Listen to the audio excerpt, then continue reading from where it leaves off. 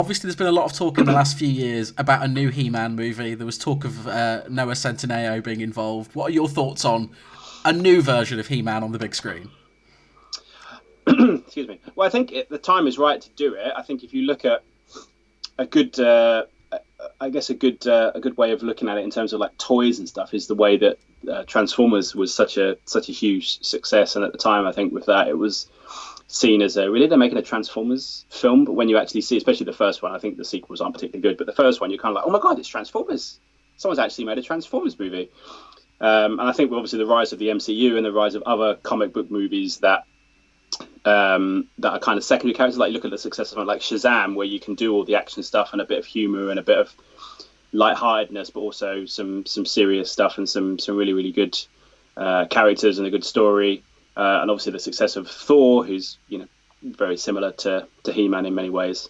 And Thor Ragnarok, actually, I think the people who made it, obviously Taika Waititi and the rest of them, took a lot of inspiration from Jack Kirby comics, which is inspiration of He-Man. And I think originally Master Universe, in the original concept in the 80s, was that they were looking at Jack Kirby stuff as their inspiration. So if you look through it, there's a lot of things of the movie and the cartoon sort of dotted around in pop culture. So I think the time is right to do it, but it's taken so long to even get it anywhere close to getting started that I think it's kind of cursed in many ways. I think there was one point it was either John Woo was going to direct it in about 2005, 2006. David Goyer was going to do it at one point. McGee was going to do it at one point. God forbid that. Thankfully didn't happen. Yeah, that's a bullet dodged, isn't it? That's a bullet dodge. Can you imagine that? Christ almighty. And then there was a few other people. And I think most recently, two of the guys that wrote the script for the first Iron Man are the guys that have been working on it with these two brothers, the Nee brothers, who have done some independent stuff, who seem to have taken on the baton.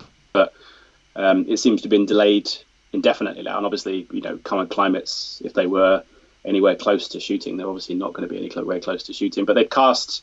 It's strange that they hadn't done a lot and hadn't really released a lot, but then they've cast someone as He-Man. You're like, okay, maybe this is the closest we've ever got. We've actually got a guy that's you've got the Money Supermarket adverts. Oh, of course. Hey, aren't they great? Fantastic. So much fun.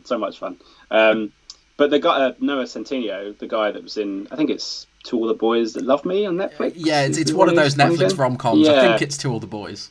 Yeah, well, he's been training, and if you look at him, say, a year ago to now, or his most recent interviews, I think at the start of the year for the sequel to that film on Netflix, he's huge. And you're like, they must be quite close and quite confident they're going to be doing it at some point, because they wouldn't let him train, surely, to become as big as he's become. But yeah, I don't know. I think the ship has sailed. Actually, I think it would maybe work better as a series.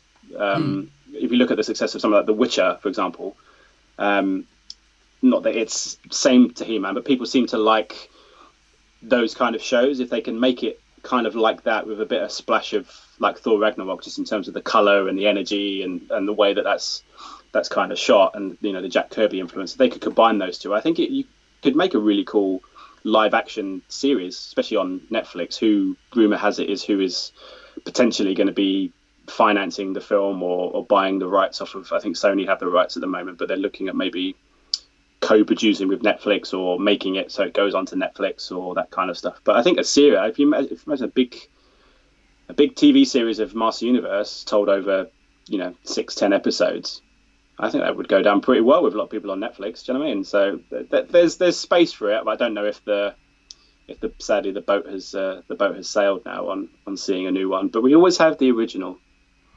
That's it. Dolph's always going to be there.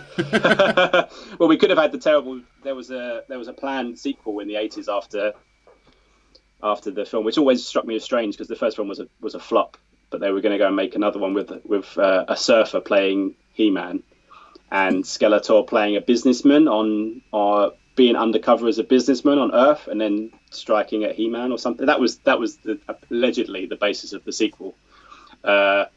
And one version of the script of the sequel actually became the Jean-Claude Van Damme movie Cyborg. So Cyborg is actually based on one of the scripts for the sequel to Master Universe Part 2, which is kind of strange. But I think, again, yeah, we dodged that bullet. We dodged the bullet of McGee. So I think it just needs, as with most things, it just needs the right person to come on and say, right, this is what we're going to do. This is the kind of, to pitch it the right way to the studio that owns it and to Mattel and everything, to just go, right, if you're going to do it, this is the way I do it. But for me, I'd love to see it on the big screen again. But I, personally, if I'm pushed, I think a series would be the right way to go. I think, because you could tell a lot of the stories and the backstories, and you could tell quite a good story about such a vast, story and such a vast sea of characters and Eternia, and obviously there's She-Ra's on Netflix, the new series, and Kevin Smith doing his new Master Universe TV series, which is a sequel to the original series. So there's a bit of a renaissance going on. So maybe the time in a year or two is going to be right. We shall see. What's your favourite film of all time? It might be a sophisticated classic, a childhood favourite, or an enjoyable pile of trash you just can't help but watch over and over again. The Pick of the Flicks podcast, hosted by me, Tom Beasley, is all about celebrating people's favourite movies in whatever form they take. Each week I interview a different guest about their chosen favourite, whether I agree with their choice or think they're as mad as one of Tom Hardy's accents. So tune in to Pick of the Flicks every week on the Flickering Myth podcast network and subscribe with your podcast app of choice. Maybe your favourite film will be next.